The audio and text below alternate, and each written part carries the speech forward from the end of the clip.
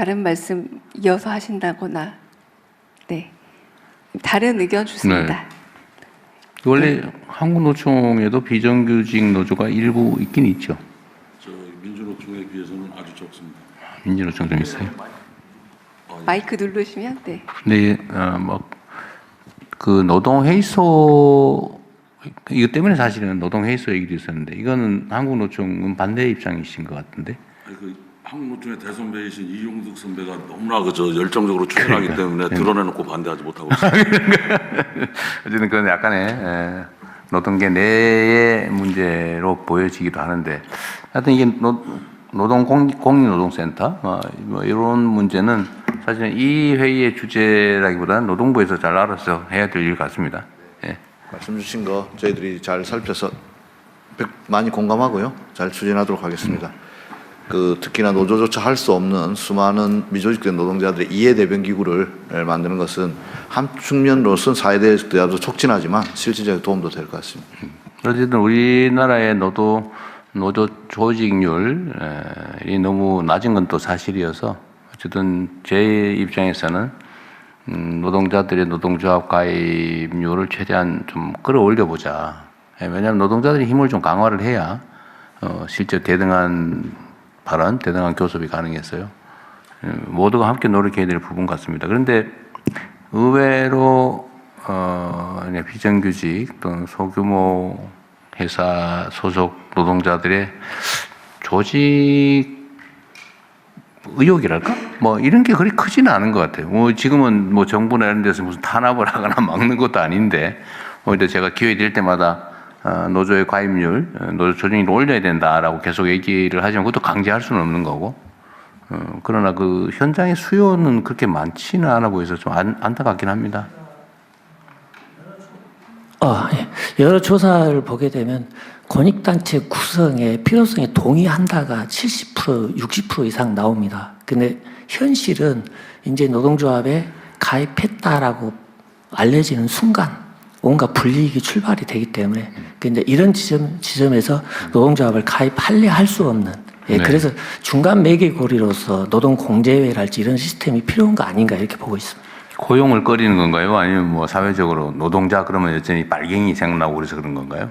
사업주들 좀 의식이 이런 자리에서 제가 뭐라고 말씀드리지 그런 것도 얘기해야 돼요. 네. 네. 네. 또 다른 분 의견도 좀 들어보겠습니다. 사회적 대화 과정에서 비정규직의 문제뿐만은 아닐 것 같고요. 비정규직이나 여성이나 청년 이 취약계층의 노동자의 목소리가 사회적 대화 과정에서 충분히 좀 반영되지 못하고 있다.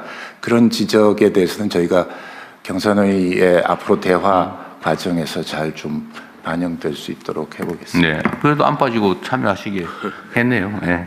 네, 방금 위원장님이었습니다. 네, 말씀을 좀 그래도 소개를 해주셔야지 보시는 분이 또 알게 됩니다. 네, 예, 저 한국노총 위원장 김동명입니다. 네, 맞습니다. 네. 준비된 발언 말고 아까 그 주제와 연관해서 아까 대통령님 그 고용 유연화 말씀하셨는데 한국에서는 그 고용을 잃으면 그 뭐 해고 이런 것도 있지만 고용이 유연한 노동자는 모든 것을 잃습니다. 그러니까. 노동조합을 하고 싶어도 안정성이 없기 때문에 사용자에 대한 대항권이었기 때문에 그래서 하청 노동자 고용승계법 이런 것도 만들어 달라는 게 그 계약 기간 끝나면 그 재계약 안 해버리면 뭐 어디 갈 데가 없지 않습니까? 그리고 권리의 문제뿐만 아니라 저 고용이 유연하다는 것은 자기 결정권을 다 잃는 그런 결과가 있기 때문에 노동조합 만들고 싶죠 누구나 그 열악한데 왜 만들고 싶지 않겠습니까? 근데 그것을 만들면 더 큰 불이익이 예상되니까 안 만드는 거고요. 그리고 아까 그 고용유연성 대통령님 말씀하셨는데 저도 그런 고민 많이 했습니다. 근데 지금 현재도 고용유연성과 관련해서 사용자들을 해고를 하려면 두 가지 경우에 해고할 수 있지 않습니까? 노동자가 그 특별한 잘못을 하거나 규칙에 위반돼 갖고 했을 때 징계할 수 있고 그다음에 경영상의 해고가 폭넓게 인정이 됩니다. 지금은 엄격한 해고 요건을 규정하고 있지만 현실에서는 그 정리해고가 굉장히 쉽게 일어나고 있고요. 그렇지 않다 하더라도 아주 압도적인 대기업 아닌 중소기업 이런 데서는 인사 압박이나 뭐 이런 걸 통해서 구조조정 수시로 일어나고 있습니다. 그래서 저는 그 해고의 고용 유연성이 아주 경직돼 있지는 않다. 실제 현실에서는 이렇게 보고 있는데, 그럼에도 불구하고 기업이 그 고용 유연성을 더 목말라 하는 이유는 어디에 있을까요? 하나는 그 노동자들이 처음에 뽑았을 당시에 가지고 있던 가치, 이거보다 세월이 갈수록 다 이렇게 소진시키고 나면 나중에는 짐이 되죠. 가령 그 육체적인 노동을 하는 데서는 육체적인 기능이 떨어질 것이고, 어떤 전문적인 영역을 하는 데 있어서도 그 숙련도나 이런 게 계속 증가하는 게 아니지 않습니까? 그러면 기업은 자기가 최종점에서 노동자의 노동성을 다 취하고 나서 그 이후에, 그러니까 현재의 말하자면 과거에 충분히 경쟁력을 활용하고 현재의 경쟁력이 좋아졌을 때 갈고 싶어 하죠. 그 경우하고, 또 하나는 계절적인 문제나 아니면 경기 순환을 타는 데 있어가지고 경기 좋을 때 많이 쓰지만 그렇지 않을 때는 좀 비정규직으로 돌렸고 이런 것을 원할 거 아닙니까? 이런 게 되는데, 아까 사회 안전망으로는 저는 이런 것을 해소시켜 줄 수 없다고 생각합니다. 가령 사회 안전망을 우리가 아무리 빨리 구축한다 하더라도 노동시장 내에서 정규직 일자리를 갖고 있는 사람의 수준만큼 만족시킬 때는 많은 세월이 걸릴 것이고, 그건 사회적 저항도 만만치 않을 것입니다. 그리고 고용 유연성이 확보된다 하더라도 아주 대기업이나 전문성을 갖고 있거나 아주 좋은 일자리에 있는 노동자들, 또 노동조합이 강력한 데들은 제도와 상관없이 생존할 겁니다. 그러나 그거보다는 낮은 수준의 이를 갖고 있는 노동자들은 회사의 정리해고나 징계해고 이상의 어떤 일상적인 해고가 가능한 그런 유연성을 어느 정도 수준으로 부여할지 모르지만, 그것이 부여되는 순간에 이미 그 사람들은 일자리의 위협뿐만 아니라 자기가 일자리 내에서 누려왔던 자기 결정권, 자기 지위, 이런 것들을 다 잃을 거라는 우려가 굉장히 크고요. 그래서 오늘 좀 대통령님 말씀 주셨는데 후속 말씀으로 좀 안심을 시켜주시려고 했던 것 같은데, 후속 말씀을 하셔도 저는 혹시 오늘 경총 회장님이 이거 대통령께서 고용 유연성에 대해서 굉장히 조만간에 뭔가 조치를 하실 거 아닌가, 이런 좋지 않을 텐데 기대감을 많이 가지실 것 같아가지고. 그 마음대로 안 됩니다, 이게. 그 대신에 네. 저도 자꾸 비정규직 일자리 늘어나고 이런 게 사용자 편의에 있어서도 그렇지만, 노동자들도 압도적인 힘이 있거나 자기 사회적 위치가 강하거나 그러면 이런 것들이 뒤집어지더라도 얼마든지 다시 반전시킬 수 있고, 이런 자신감이 있으면 수용할 수 있을 겁니다. 근데 그런 것이 아직은 없어요. 존재감도 없고. 그래서 우리는 무조건 맞서는 것만 주특기로 생각을 하는데, 과거같이 사용자가 압도적이거나 정부가 무조건 권위주의적이어갖고 이념적으로도 모든 노동조합을 탄압하던 시기에 우리는 맞서는 게 중요한 임무였는데, 지금 위기 시대 아닙니까? 저도 집에 가면 마누라의 갱년기, 딸내미의 사춘기에 시달려서 복합위기지만 우리나라 복합위기라고 하는데요. 이럴 때는 진영 내부에서만 문제 해결할 수 없어요. 그래서 저도 사회적 대화 하고 싶은 거고, 대화하자는 사람이 상대한테만 모든 걸 요구할 수 없지 않습니까? 그래서 대통령님 말씀처럼 우리 신뢰가 쌓이고 진정성이 쌓이고 노동도 더 힘이 커지고 자신감이 생기면 언제든지 그런 문제에 대해서도 책임감 있게 유연하게 대화에 임하겠습니다. 네, 노동자들이 힘을 키워야 되는 건 분명해요. 네. 네. 그리고 지금 위원장님. 준비된 거 하세요. 네. 네. 그리고 지금 말씀하셨는데 앞으로 조직률을 높이는 게 왜 중요하냐면, 정규직 노조가 주축을 이루고 있는 한국노총도 취약한 노동자들을 대변한다고 하지만 조직 내부의 질서라는 게 있기 때문에 비정규직이나 하청 노동자나 특권 노동자나 이런 사람들이 조직에 많이 조직화돼야지만 조직 내부도 진정성 있게 그 사람들 대변할 수 있습니다. 그래서 우리도 조직률 많이 높일 테니까 정부에서도 조직률 많이 높일 수 있도록 그런 건 많이. 제가 권장 많이 하고 있어요. 네. 이제 읽어도 됩니까? 네. 시간 너무 아니 많이 좀 잡아요. 사회자로서 저는 할당을 또 생각할 수밖에 아니, 없습니다. 하세요. 네, 하긴 할까요? 놔두세요. 네, 네, 네. 그러나 가령 이를테면 그리고 그래서는 좀 생략해 주시면 감사하겠습니다. 네. 이걸 써준 대로 안 네, 읽으면 네, 말씀해 써준 사람한테 주시죠. 혼납니다. 그래서 제가 네. 지금 예. 조직 내 문제가 발생할 수도 있죠. 네. 예.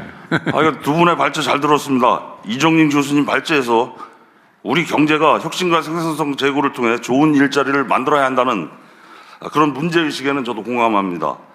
다만 혁신과 생산성 제고만으로 좋은 일자리가 자연스럽게 확대되지 않을 것이라는 것을 이미 우리는 경험을 통해서 알고 있습니다. 현실을 보면 우리나라는 기업 간 격차가 곧 임금의 격차로 이어지는 구조입니다. 대기업과 공공부문 일자리는 일부에 불과하고 많은 노동자들이 중소기업과 저임금 일자리에 머물러 있습니다. 최근에는 플랫폼 노동도 빠르게 늘어나고 있습니다. 결국 핵심 과제는 중소기업 일자리의 질을 끌어올리고 플랫폼 프리랜서와 같은 노동법 노동자들을 보호할 수 있는 해법을 마련하는 것입니다. 그리고 아까 중간 부분은 우리 박명준 교수님 그 초기업 교섭 확대하는 걸로 대처하고요. 줄이겠습니다. 그거 걱정하시니까. 저는 이 경제적인 그런 격차가 정말 사람들의 삶의 격차로 그대로 안 갔으면 좋겠습니다. 그래서 소득의 격차나 자산의 격차가 있더라도 한 사람이 노동을 하거나 아니면 이 사회의 일원이라면 어떤 위기가 오더라도 벼랑 끝이 떨어지지 않을 거라는 그런 신뢰, 그리고 최소한의 삶을 보장해 줄 수 있는 사회보장, 이런 것들은 갖춰줘야 된다고 생각합니다. 그리고 아주 잘 사는 사람들 그런 것이 계속 대물림되는 것도 문제지만 내가 굉장히 열악하게 이 세상에 왔다 그래서 어떤 상승할 수 있는 기회를 차단해서는 안 되니까 교육이나 이런 것도 적어도 교육이나 이런 것만큼이라도 내가 없더라도 충분히 동등하지는 못하더라도 내가 올라설 수 있을 정도의 교육을 받을 수 있는 그런 사회적 그런 것을 마련해 줘야 되지 않나 이런 생각하고요. 그 다음에 돈 자기가 잘나서 버는 것도 있지만 뭐 AI 도입이나 기술 이런 거에서 경쟁력이 세진 데는 점점 세질 텐데 이거 다 사회적으로 세금 낸 걸로 같이 연구해서 만든 기초과학도 있을 거고 다 있을 거 아닙니까? 그래 이런 사람들에 대한 로봇세 뭐 이런 논의도 있는데 세금이나 책임 이런 것도 강화해야 되고요. 그 다음에 마지막으로 플랫폼 노동 이런데 노동조합은 만들지만 단체 협약을 못 맺고 있지 않습니까? 사용자성이 명확지 않아서 노무종사자 이렇게 표현되고 있는데 사회적 합의 이런 거 할 때 합의가 너무 쉽게 위반되고 이런 게 있으니까 그런 사회적 합의를 단체 협약 수준으로라도 좀 끌어올리거나 아니면 정부가 강제하든 사회적 분위기를 만들든 제도가 안 되더라도 사회적 합의가 단체 협약 수준으로 엄중한 무게를 가질 수 있게끔 사회적 압박과 정부의 통제 이런 게 필요하다고 생각합니다. 감사합니다. 필요한 사회적 합의가 이루어지면 그거는 법제화를 하든지 해서 제도로 만들어야죠. 네, 그건 합의가 아니지. 예. 네. 이제 그래서 제가 하나 네. 그냥 궁금해서 물어보고 노동부 장관 혹시 아실지 모르겠는데 하여튼 이게 어떤 제도를 누군가를 위해서 만들었는데 그게 이제 부작용 때문에 긍정 효과보다 부정 효과가 더 큰 경우도 많거든요. 예, 그런 경우가 많은데 이제 예를 들면 지금 그런 얘기 많이 하던데 2년 지나면 정규직화해라. 좀 말은 좋은데 그래서 전부 다 1년 11개월만 다 그냥 1년 11개월짜리 해놓고 2년 안 넘기잖아요. 그래서 한 3, 4년 했으면 좋겠는데 이런데 그게 이제 장애가 된다 오히려. 이게 과연 2년 이상 상시 고용이 필요한 경우는 정규 고용해라. 이게 입법의 취지인데 사실은 이제 반대로 절대로 2년 이상 쓰지 말아야지. 이래가지고 1년 11개월 하고 다 그만두게 하거든요. 이게 이제 부작용인데 제가 하나 궁금한 거는 이게 예를 들면 기간을 정한 노동계약, 고용계약이 지금 현 제도상 금지되어 있나요? 예를 들면 나는 이 사람하고 5년 동안 할 거야. 뭐 이런 계획이 안 됩니까? 이게 이제 그때 도입할 때 비정규직들을 기간제를 어떻게 보호할 것인가를 둘러싸고 보호하려고 한 건데. 가장 충돌한 것이 대통령이 금방 말씀하셨던 이 업무에 대해서 2년 이상 만약에 하게 되면 그거는 상시 지속 업무로 보아지니까 정규직으로 전환하라. 근데 그러면 이제 60세까지 가야 되니까. 그렇게 가야 되는 거고 또 한편에서는 그렇게 하면은 1년 11개월 만에 계속 반복될 것이라는 논쟁이 되었었는데 결국은 요 기간을 정하고 했습니다. 그래서 이 대안은 뭐냐? 사용 사율 입구에서부터 그 업무가 무엇인가? 예를 들어서 지속적인 업무면 2년짜리 못하게 하자. 못하게 하자. 예를 들어서 청소 업무가 있다. 청소 업무는 지속 가능하지. 그건 앞으로 또 심각하게 논의해야 될 부분인데. 그러면 지금 현재는 3년 고용 계약 이거 안 되는 겁니까? 그건 안 됩니다. 아예 안 돼요. 알겠습니다. 내가 몰라서 기간을 정한 계약이라고 원래 있어서 노동법에서는 금지하고 있군요. 그렇습니다. 프로젝트 3년 그런 것들은 예외입니다. 프로젝트가 업무의 성격상 기간이 명확한 거는 된다. 예, 맞습니다. 나름 연구를 했겠죠. 죄송합니다. 네. 아까부터 여러 번